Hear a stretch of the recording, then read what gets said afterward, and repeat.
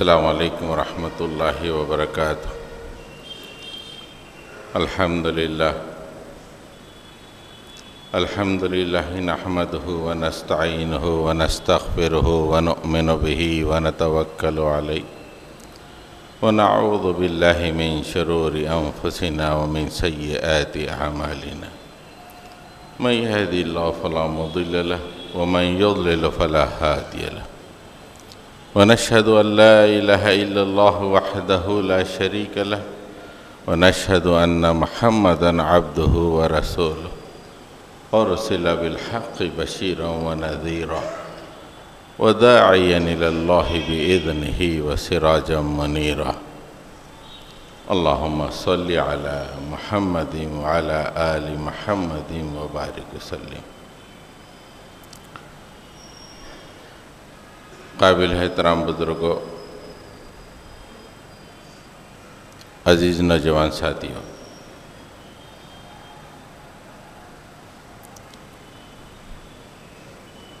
کسی دن کو مخصوص کر کے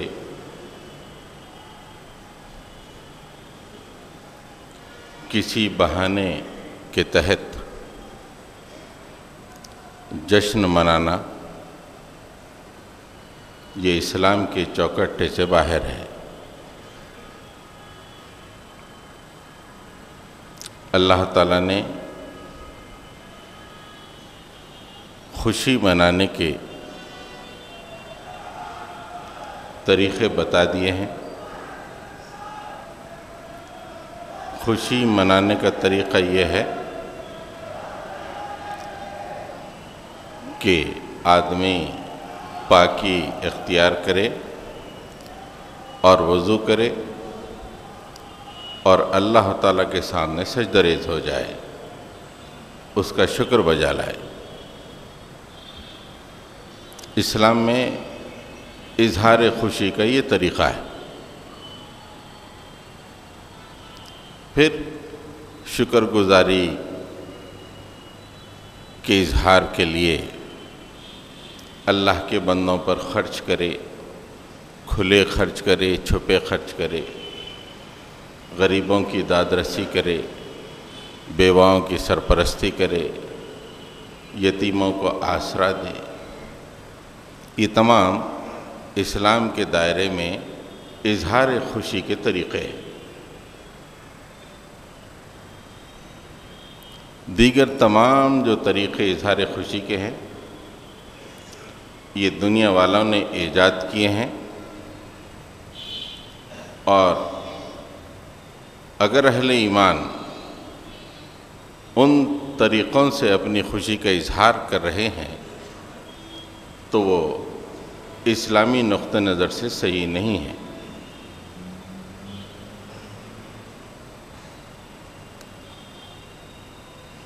نبی کریم صلی اللہ علیہ وسلم دنیا میں تشریف لائے۔ جس دن تشریف لائے یا تاریخ، اس میں اختلاف پایا جاتا ہے۔ آپ کب تشریف لائے؟ 9 ربیع الاول کو تشریف لائے یا 12 ربیع الاول کو دنیا میں تشریف لائے؟ یہ اختلاف ہے، اور یہ عام لوگوں کا نہیں، جید علماء کے درمیان اختلاف ہے۔ فلکیات سے تعلق رکھنے والے علماء جو ایسٹرونومی کے ماہر ہیں، جنہوں نے ساری دنیا کو ایسٹرونومی کا طریقہ بتایا، ان کے درمیان یہ اختلاف ہے کہ اللہ کے نبی صلی اللہ علیہ وسلم 9 ربیع الاول کو تشریف لائے دنیا میں یا 12 ربیع الاول کو تشریف لائے۔ تاریخ ہی میں جب اختلاف ہو تو خوشی 9 کو منائے یا 12 کو منائے، اس میں بھی اختلاف ہو جاتا ہے۔ بہرحال اللہ کے نبی صلی اللہ علیہ وسلم دنیا میں تشریف لائے، یہ خوشی کی بات ہے، تمام انسانیت کے لیے خوشی کی بات ہے۔ حضرات گرامی، ہم احترام میں، خوشی میں کچھ حد سے گزر جاتے ہیں۔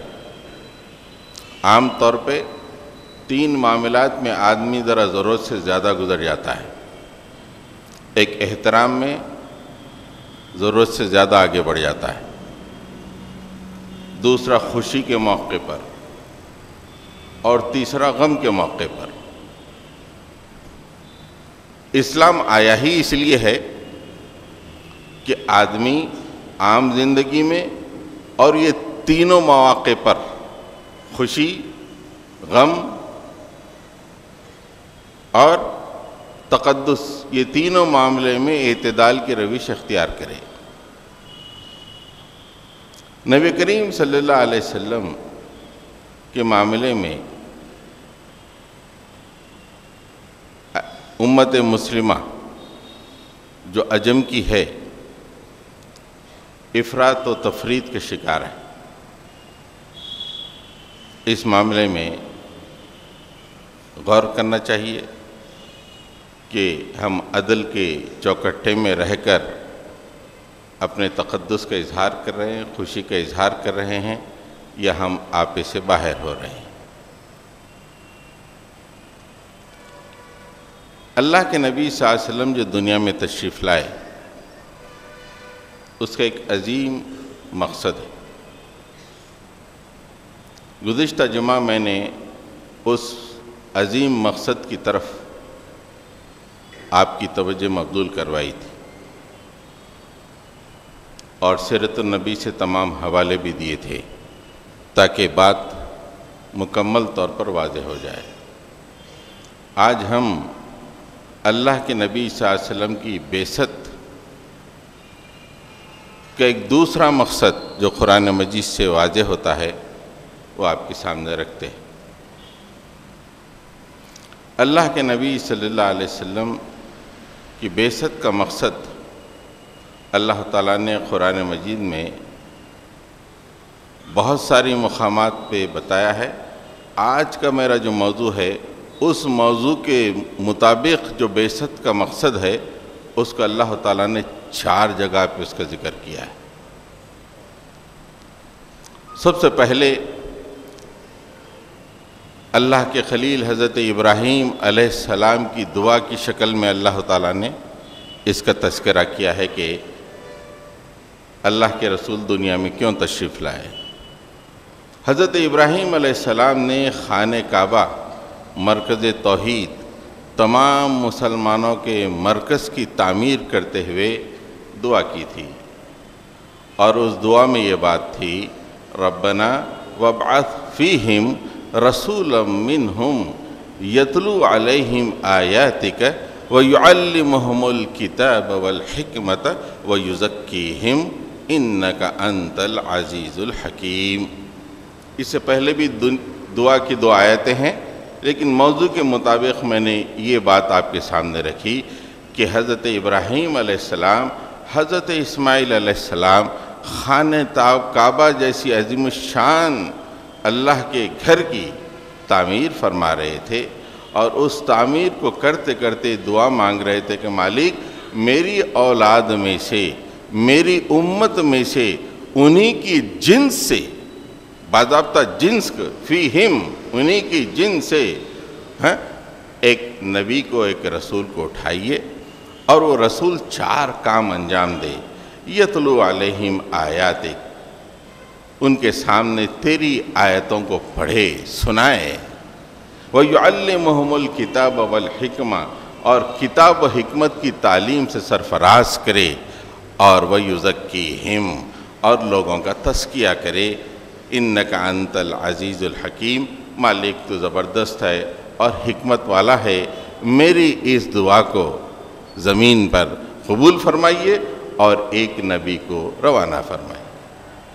یہ اہل ایمان کے مرکز کی تعمیر کرتے وقت حضرت ابراہیم جو اللہ کے زمین پر دوست تھے، اللہ کے عرش سے مانگ رہے تھے کہ اے اللہ ایک رسول کو روانہ فرمائیے۔ 2500 سال کے بعد اللہ تعالیٰ نے اس دعا کو عالم ظہور میں لایا، اور نبی کریم صلی اللہ علیہ وسلم دنیا میں تشریف لائے، اور اللہ تعالیٰ اس کا تذکرہ 3 اور مقامات پہ کرتا ہے۔ سورہ جمعہ میں اللہ تعالیٰ فرماتے ہیں هو الذي بعث في الأميين رسولا منهم يتلو عليهم آياته ويزكيهم ويعلمهم الكتاب والحكمة وإن كانوا من قبل لفي ضلال مبين۔ دو اور مقامات پر بھی اس کا تذکرہ ہے، وقت گزر جائے گا لیکن آپ دیکھ لیجئے سورہ آل عمران میں، اور سورہ آل عمران میں بھی ہے اور سورہ بقرہ میں، جہاں پہ دوسرا پارہ شروع ہوتا ہے، پہلے یا دوسرے رکوع میں اس کا تذکرہ ہے، وہاں پہ سیکنڈ پرسن اہل ایمان کو راست مخاطب کرتے ہوئے اللہ تعالیٰ نے بیان فرمایا ہے۔ سورہ آل عمران میں تھرڈ پرسن میں بیان فرمایا ہے، اور سورہ جمعہ میں نے جو آپ کے سامنے یہ آیت رکھی، اس میں اللہ تعالیٰ فرماتے ہیں کہ وہی اللہ ہے جو امیوں میں سے، ناخواندہ لوگوں میں سے، انہی کی جنس میں سے ایک رسول کو اٹھایا، اور وہ رسول کیا کرتے ہیں؟ وہ اللہ کی آیات کی تلاوت کرتے ہیں لوگوں کے سامنے، اور ان کا تزکیہ کرتے ہیں، ایمان کی طرف بلاتے ہیں، ان کے دلوں کو ایمان سے منور کرتے ہیں، پھر اس کے بعد کتاب و حکمت کی تعلیم دیتے ہیں۔ یہ کام شروع ہونے سے پہلے ان کا حال تو یہ تھا کہ وہ صریح گمراہی میں مبتلا تھے، اندھیروں میں بھٹک رہے تھے۔ ہم نے یہ کام کیا کہ ہم نے اپنے آخری رسول کو زمین پہ مبعوث کیا، اور ان کے ذریعے سے ہم نے اپنی آیات کو لوگوں کے سامنے سنوایا، اور اس کے ذریعے سے انسانیت کا تزکیہ ہوا۔ جب انسانیت کا تزکیہ ہونے کے بعد ایک زبردست علم اور حکمت کی تعلیم کا ایک بے دریغ دریا کو ہم نے انسانی معاشرے میں رواں دواں کیا۔ حضرت گرامی، اللہ کے نبی صلی اللہ علیہ وسلم اپنی زندگی میں جو کام کیے، لوگوں کو جوڑے، لوگوں کا تزکیہ کیے، ان کے سامنے اللہ کی آیتوں کو سناتے رہے اور کتاب و حکمت کی تعلیم دیتے رہے، اور اس کے بعد اس کام کے ذریعے سے اللہ کے نبی صلی اللہ علیہ وسلم نے ایک ایسی زبردست جماعت کو زمین پہ مبعوث کیا، زمین پہ چھوڑا کہ جس کی نظیر قیامت تک کے لیے نہیں ملتی۔ ان لوگوں کے سامنے آیتوں کو پڑھا، ان کا تزکیہ کیا، کتاب و حکمت کی تعلیم، اور اس کام کے ذریعے سے ایک ایسی جماعت کو زمین کے سینے پہ اللہ کے نبی نے چھوڑا کہ آج بھی ان کے تذکرے جب ہم پڑھتے ہیں تو ایمان تازہ ہو جاتا ہے۔ ہم چونکہ اللہ کے نبی صلی اللہ علیہ وسلم کی امتی ہیں، اور اللہ کے نبی کا یہ کام آیتوں کی تلاوت کرنا، تزکیہ کرنا، کتاب و حکمت کی تعلیم، یہ کام ہم تک بھی پہنچا ہے، اور ہم کو بھی یہ کام آگے والوں کے لیے کرنا ہے۔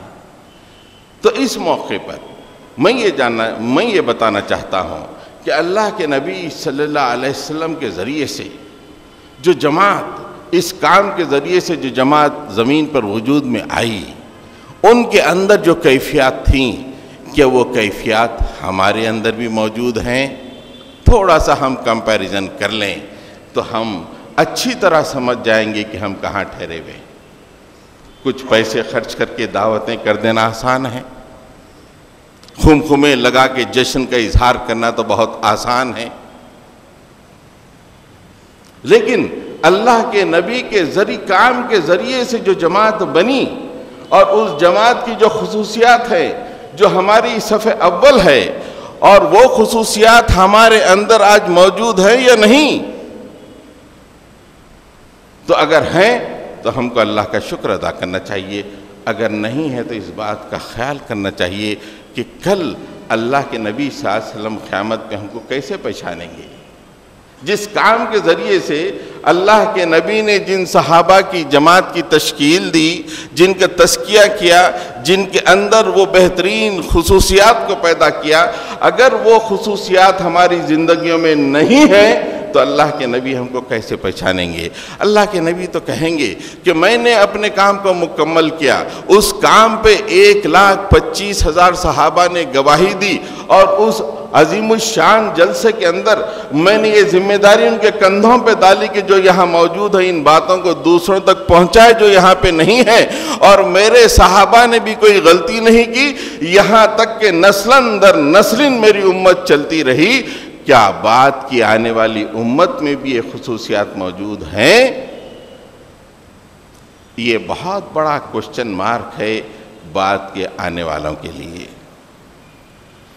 تو میں چاہوں گا کہ اللہ کے نبی صلی اللہ علیہ وسلم کی یتلو علیہم آیاتی ویزکیہم ویعلمہم الکتاب والحکمہ کی انتھک کوششوں کے ذریعے سے جو جماعت وجود میں آئی، ان کے اندر جو خصوصیات پائی جاتی ہیں، جس کا اظہار اللہ تعالیٰ نے خود قرآن مجید میں کیا ہے، اس کے ذریعے سے ان آئینوں کو مقابلے میں ہم اپنے آپ کو دیکھ لیں کہ واقعی وہ باتیں ہمارے اندر موجود ہیں، یا ہم ایسے ہی ایک ظاہری محبت کا اظہار کر رہے ہیں۔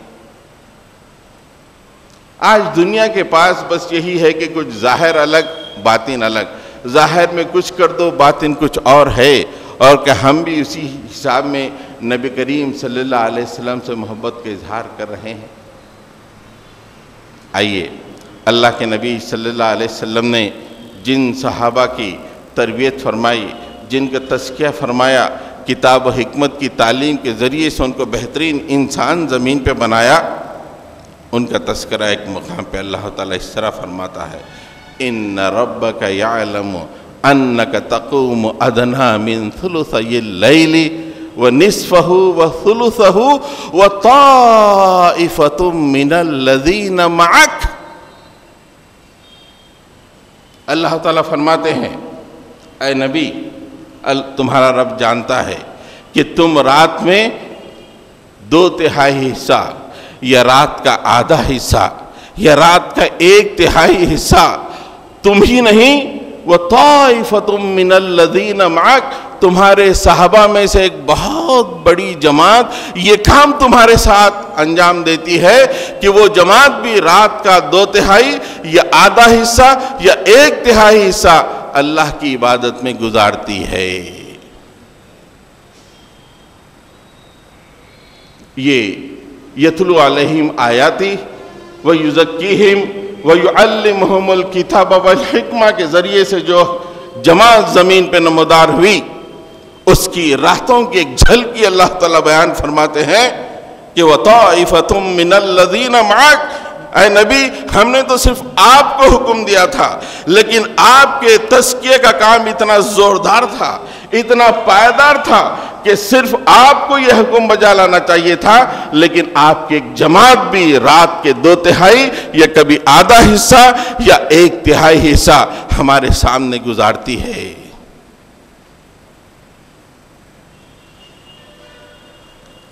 آج آپ اور ہم اہل ایمان اپنی راتوں کا جائزہ لیں۔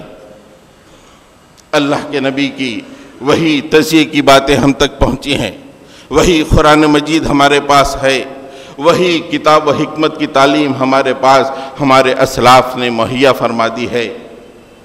آج ہم دیکھتے ہیں کہ ہماری جب شادیاں ہوتی ہیں، رات کے 11 بجے لوگ پولیس کو فون کرتے ہیں کہ اتنی گڑبڑ، اتنے پٹاخے ہیں کہ ہمارے گھر میں کچھ ہارٹ اٹیک کے مریض ہیں، بہت گڑبڑ ہو رہی ہے، پولیس کو وہاں پہ آنا پڑتا ہے۔ کتنے شادی خانے ہیں، میں آپ کو دعوت دیتا ہوں، یہ رنگ روڈ کے شادی خانوں پر کبھی آپ 10:30 کے بعد جائیے، کتنے ہی شادی خانے آپ کو ملیں گے، ہر شادی خانے میں 10:30 کے بعد نوشہ داخل ہوتا ہے اور پٹاخے اور باجے بجتے رہتے ہیں۔ واہ، کیا محبت ہے اللہ کے رسول سے۔ ہم تو اپنی جانیں دینے کی بات کرتے ہیں، لیکن ہمارے راتوں کا یہ معاملہ ہے کہ ہم جب شادی طے کرتے ہیں تو ہمارا نوشہ 10:30 کے بعد جاتا ہے اور پورے دوست احباب رشتہ دار پٹاخوں کے ذریعے سے اس کا استقبال کرتے ہیں، اور دعوتیں رات میں 2-2 3-3 بجے تک چلتی ہیں۔ آپ رات میں مسلم محلوں میں دیکھیے، رات کے 12-1 بجے تک چہل پہل دکھائی دیتی ہے۔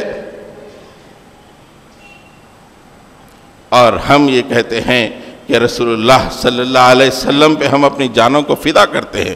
ہم جشن منائیں گے, ہم مسجدوں کو سجائیں گے, ہم لاکھوں روپے غریبوں کو کھلائیں گے. ہماری راتوں کا یہ حال ہے.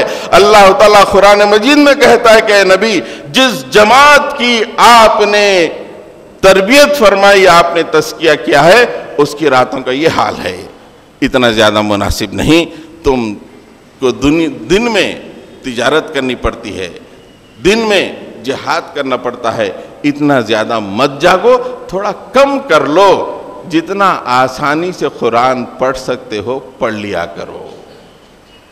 اتنا زیادہ تھا کہ اللہ تعالیٰ نے اس زیادہ کو کم کیا. آپ اندازہ لگائیے کہ کیسی جماعت زمین پہ وجود پذیر ہوئی. اللہ تعالیٰ خود قرآن مجید میں کہتا ہے نہیں نہیں نہیں نہیں, اتنا زیادہ نہیں. اتنی رات میں 2/3 جاگنا یہ مناسب نہیں. کم کرو, کم کرو. فَقْرَؤُوا مَا تَيَسَّرَ مِنَ الْقُرْآنِ فَقْرَؤُوا مَا تَيَسَّرَ مِنْهُ. یہ 2 باتیں اللہ تعالیٰ فرماتے ہیں, جتنا آسانی سے پڑھ سکتے ہو پڑھ لیا کرو.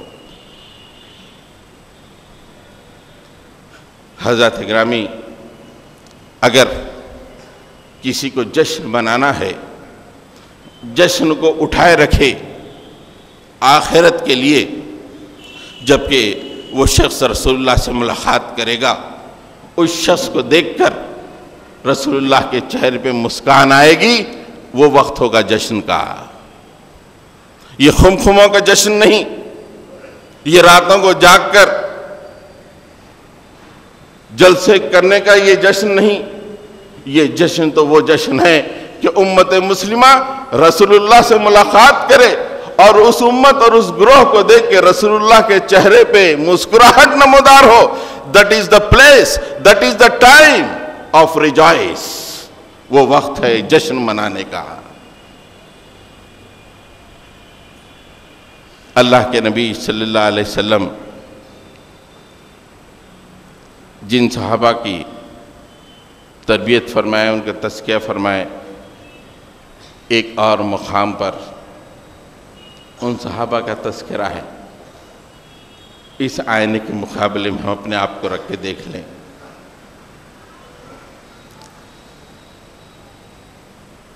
وَاعْلَمُوا أَنَّ فِيكُمْ رَسُولُ اللَّهِ وَاعْلَمُوا أَنَّ فِيكُمْ رَسُولَ اللَّهِ لَوْ يُطِيعُكُمْ فِي كَثِيرٍ مِّنَ الْأَمْرِ لَعَنِتُّمْ وَلَكِنَّ اللَّهَ حَبَّبَ إِلَيْكُمُ الْإِيمَانَ وَزَيَّنَهُ فِي قُلُوبِكُمْ وَكَرَّهَ إِلَيْكُمُ الْكُفْرَ وَالْفُسُوقَ وَالْعِصْيَانَ أُولَئِكَ هُمُ الرَّاشِدُونَ. اس تربیت کے ذریعے سے جو گروپ زمین پہ وجود پذیر ہوا, اتنی بہترین جماعت, قیامت تک کے لیے اللہ تعالیٰ نے سورہ حجرات میں ان کا تذکرہ کیا تاکہ بعد آنے والے مسلمانوں جن تک رسول اللہ کی تربیت و تزکیہ پہنچا ہے, ان کو دیکھو اور اپنے آپ کو سنوارنے کی کوشش کرو. اللہ تعالیٰ فرماتے ہیں ان صحابہ سے جن کی تربیت راست طور پہ اللہ کے نبی نے فرمائی, ارے سنو سنو, ابھی بھی تمہارے درمیان اللہ کے رسول موجود ہیں. اگر بہت ساری باتیں تمہاری مان لی جائیں تو تم خود پریشانی میں پھنس جاؤ گے. آج ہماری خواہشیں, آج ہماری باتیں ایسی کہ کئی باتوں کو اللہ تعالیٰ مان لے تو ہم خود کتنی پریشانی میں پھنس جائیں.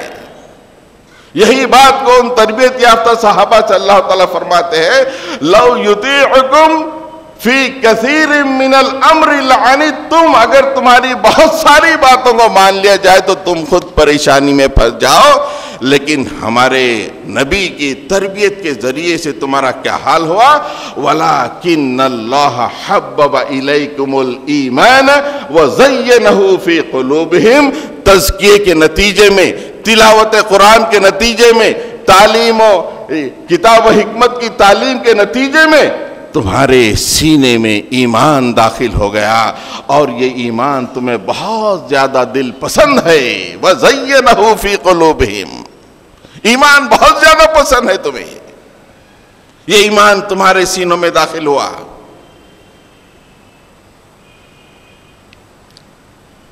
وَكَرَّهَ إِلَيْكُمُ الْكُفْرَ وَالْفُسُوقَ وَالْعِصْيَانَ، ایمان داخل ہوا تو تین چیزوں کی نفرت بھی اللہ تعالیٰ نے سینے میں داخل کر دی۔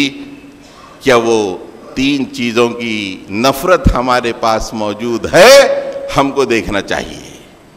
اولئک ھم الراشدون، یہی رشد و ہدایت والے ہیں، یہی پاک باز لوگ ہیں۔ اللہ تعالیٰ فرماتے ہیں تین چیزوں کی نفرت، ایک تو کفر کی نفرت، دوسری فسق و فجور کی نفرت، تیسرے گناہوں سے نفرت اللہ تعالیٰ نے تمہارے دل میں پیدا کر دی۔ یہ تزکیے کا نتیجہ ہے ہمارے نبی کے، کہ تمہارے دلوں کو ایمان کے لیے کھول دیا اور اس ایمان کو دل پسند بنا دیا۔ اس ایمان کے لیے تم اپنی جانوں کو لڑاتے ہو، اپنے پیسوں کو خرچ کرتے ہو، صبح و شام اپنے دست و پا کو حرکتیں دیتے ہو اس ایمان کی روشنی کو پھیلانے کے لیے۔ اور تمہارے دل کا دوسرا حال یہ ہے کہ تم کفر سے نفرت کرتے ہو، فسق و فجور سے نفرت کرتے ہو، اور گناہوں سے تمہارے دل میں سخت ترین نفرت ہے۔ What are you? تم کیا ہو بعد والو؟ یہ رسول اللہ کی تربیت و تزکیے کا نتیجہ ہے۔ تم کیا ہو؟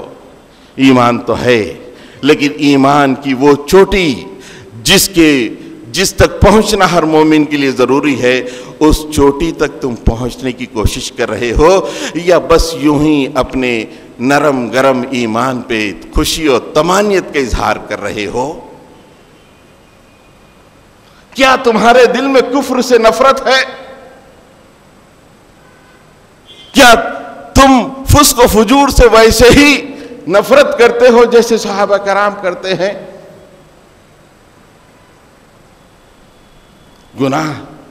گناہ سے اتنی دوری کہ اللہ تعالیٰ کہتا ہے وَكَرَّهَ إِلَيْكُمْ، تم نفرت کرتے ہو۔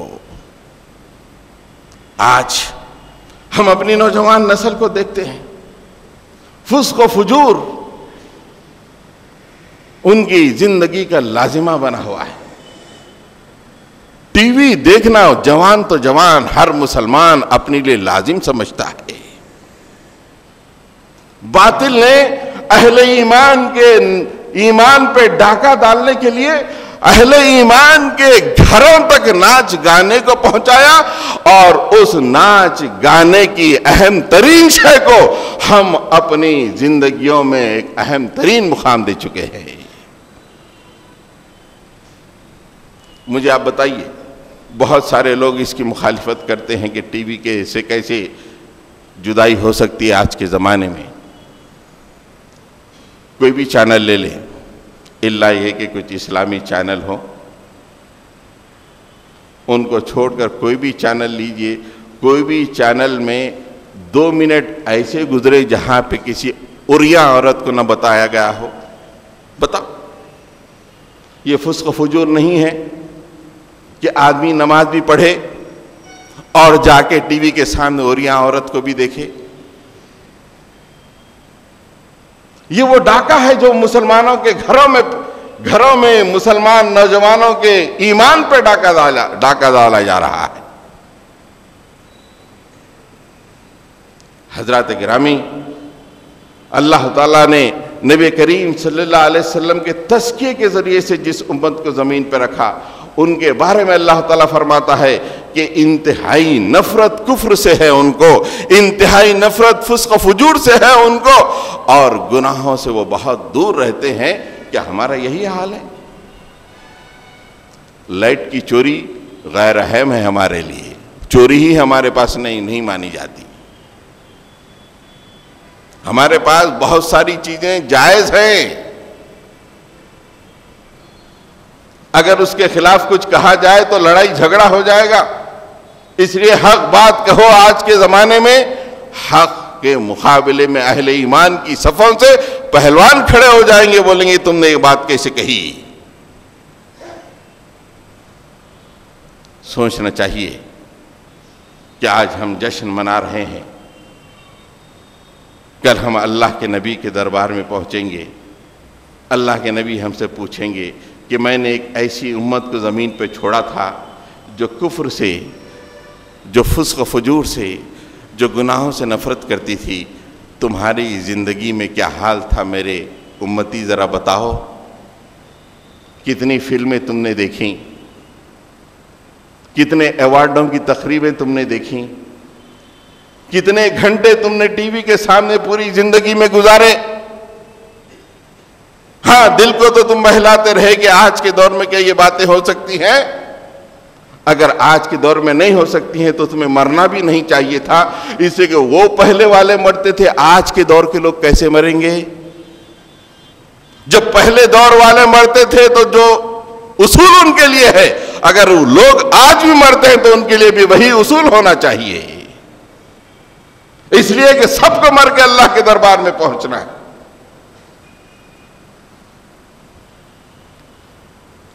ایک اور مقام پہ اللہ تعالیٰ نے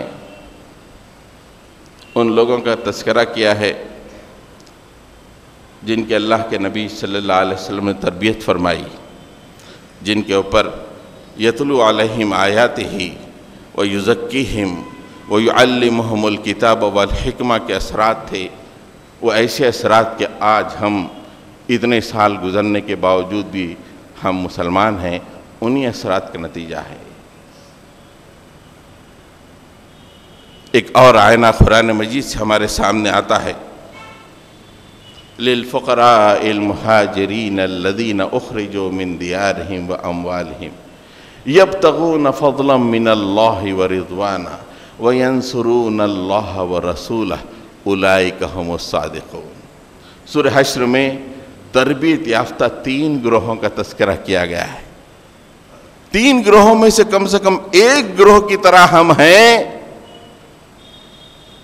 پھر سے میں یہ بات دہراؤں، اظہار محبت بھونڈے انداز میں بہت آسان ہے، بہت آسان ہے۔ اگر آج خوشی میں اپنے گھر پہ 1000 روپے کے خمخمے لگا دوں، یہ ہر مسلمان کے لیے بہت آسان ہے،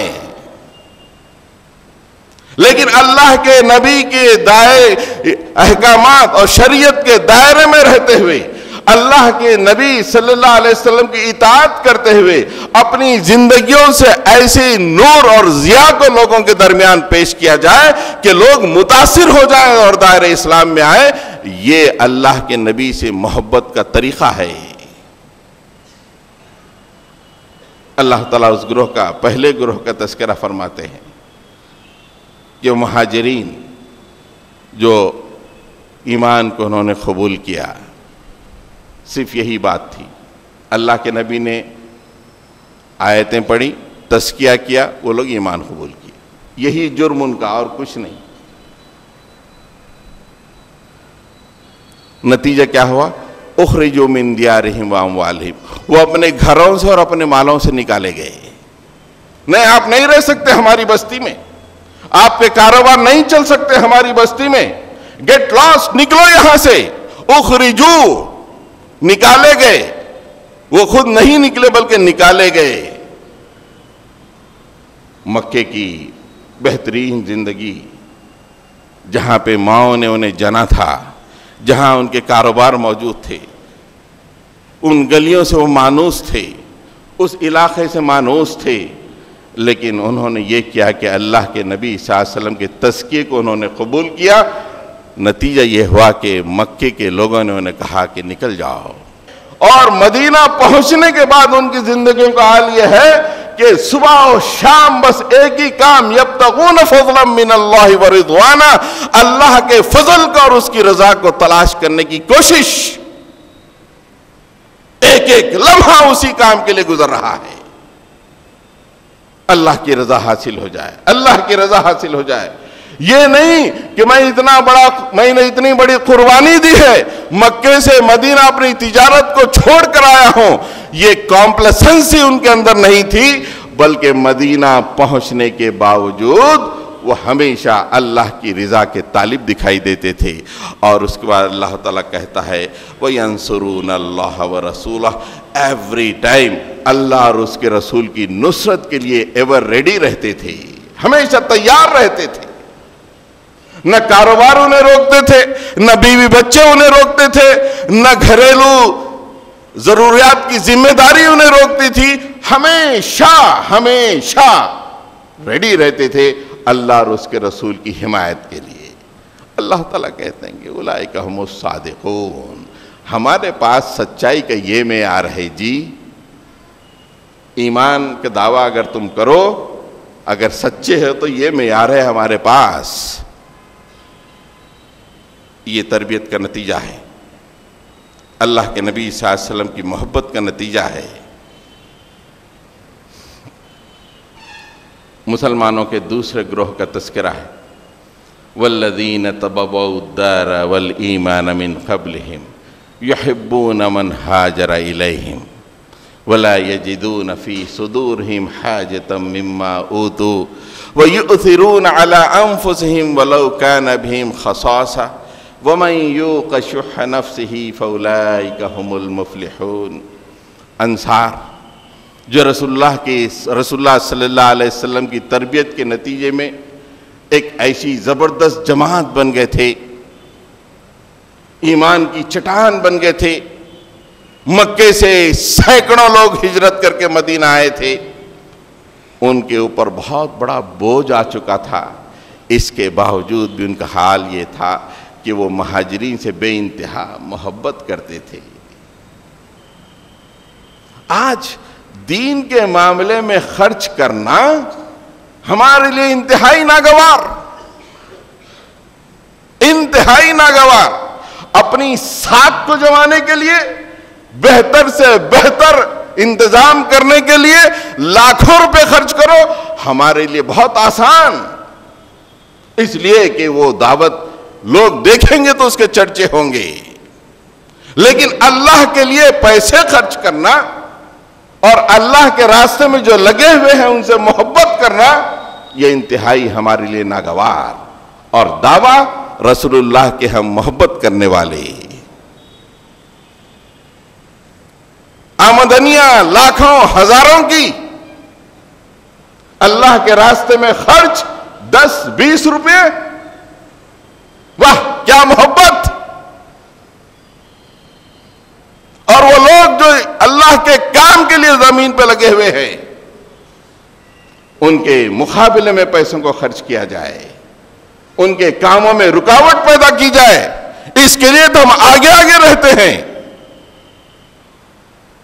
اور پھر بھی دعویٰ یہ ہے کہ ہم اللہ کے رسول کے امتی اور چاہنے والے اللہ کے رسول کو۔ وہ انصار صحابہ کے بارے میں اللہ تعالیٰ کہتا ہے قیامت تک کے لیے، وہ مہاجرین جو مدینے کی اکنومی پہ ایک بوجھ بن گئے تھے، لیکن ان کے چہرے پہ کوئی ناگواری نہیں، دل میں کوئی غلط خیال نہیں، یحبون من ہاجر الیہم، وہ اپنے دل کی گہرائی سے، نہان خانہ دل سے مہاجرین کو چاہتے تھے اور اپنے پیسوں کو ان پہ لٹا دیا کرتے تھے کہ تم اللہ کے لیے ہجرت کر کے ہمارے پاس آئے ہو، یور آپشن از، تمہارے سامنے زندگی اپنی تمام تر رعنائیوں کے ساتھ کھڑی ہوئی تھی، لیکن اللہ کی محبت میں اس زندگی کو تج کے یہ زندگی کی طرف تم آئے ہو، مبارک ہو، تمہارا استقبال ہے، ہمارا پیسہ تم پر خرچ ہوگا۔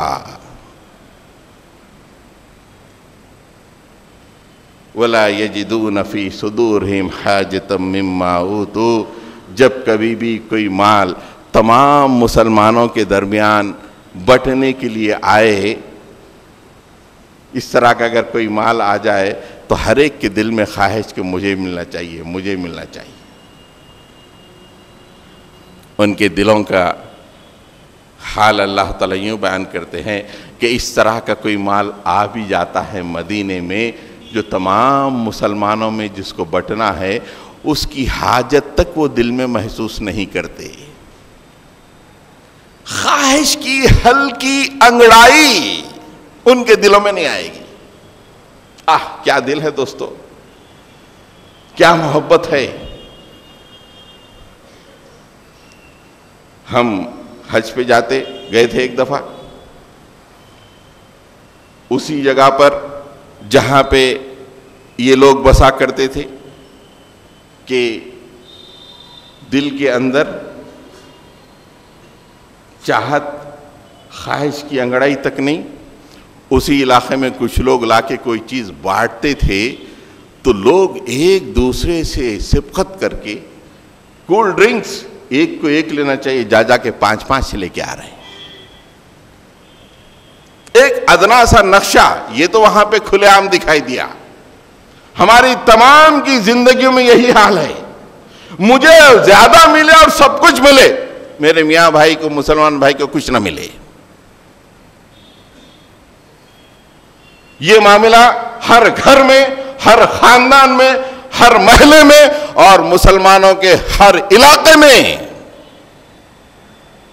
ہر مسلمان کے دل کی خواہش آج یہ ہے مجھے سب کچھ ملے, میرا بھائی پریشان ہو, فکر ناٹ, کوئی فکر نہیں. آج جشن کرو میڈم کچھ اچھا بناؤ, میں بہت لے کر آیا ہوں. ارے پڑوس میں بچے, ارے رہن دو یار, اس کو بھی لانا چاہیے تھا, نہیں لایا, کیا کریں گے. یہ ہمارا دل کو سمجھا لینے کا معاملہ ہے. وَلَا يَجِدُونَ فِي صُدُورِهِمْ حَاجَةً مِّمَّا أُوتُوا. وائر سے دو وائر باہر سے لو, خمخمے لگاؤ, جشن کا اعلان. یہ تو بڑا آسان ہے ہمارے لیے. وَيُؤْثِرُونَ عَلَىٰ أَنفُسِهِمْ وَلَوْ كَانَ بِهِمْ خَصَاصَةٌ. خود اپنی جگہ محتاج ہیں, ویری نیڈی, موسٹ نیڈی اپنی جگہ. پہلی صفت تو یہ ہے کہ دل میں خواہش ہی نہیں ہے, لیٹ اٹ گو, مجھے کیا کرنا ہے, مجھے تو رسول اللہ سے حوض کوثر پہ پانی پینا ہے, دیٹس آل, لے لو, دنیا تو مجھے نہیں چاہیے. اس کے نیکسٹ سٹیپ کا اللہ تعالیٰ تذکرہ فرماتے ہیں کہ خود نیڈی ہیں, ایک ایک پیسے کے محتاج ہیں, ایک ایک لقمہ ان کا اندر کا پیٹ مانگ رہا ہے کہ بھوک بھوک بھوک, ایک لقمہ پہنچا دو, ایک لقمہ پہنچا دو. اتنی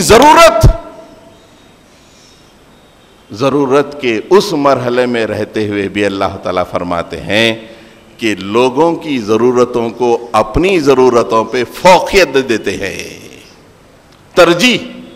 ارے لو, تم لے لو, میں گزار لوں گا.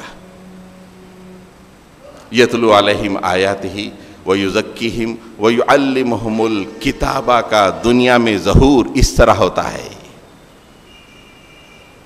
آج اتحاد کی بات, اتحاد پہ تقریر کر دو, بہترین, بہت شاندار تقریر ہو جائے گی, لیکن اتحاد پہ تقریر کرنے والا خطیب مسجد کا, وہ دل میں بھی یہ رکھتا کہ پورا میرے کو ہونا, سننے والوں کچھ بھی نہیں ہونا.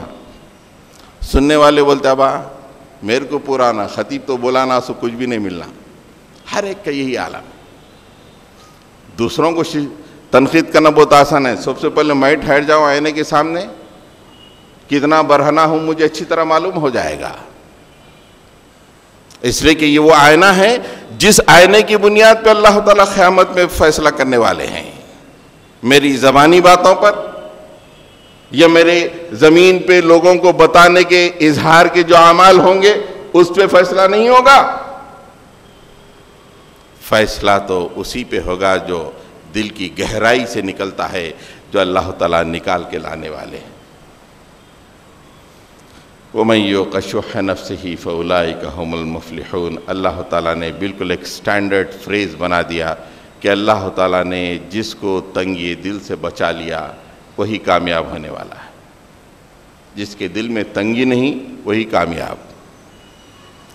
آخر میں اس کے بعد تیسرے گروپ کا تذکرہ اس 1-2 منٹ میں کر دوں گا, ورنہ بات ادھوری رہ جائے گی. اس لیے کہ یتلو علیہم آیاتہ ویزکیہم ویعلمہم الکتاب والحکمہ کے جوہر پارے یہاں پہ 3 بتائے ہیں اللہ تعالیٰ. 3 میں سے ایک میں بھی ہمارا شمار ہو جائے تو کافی ہے, یا ان کا عشر اشیر بھی ہماری زندگی میں آ جائے تو کافی ہے. والذین جاءوا من بعدہم یقولون ربنا اغفر لنا ولاخواننا الذین سبقونا بالایمان ولا تجعل فی قلوبنا غلا للذین آمنوا ربنا انک رؤوف رحیم.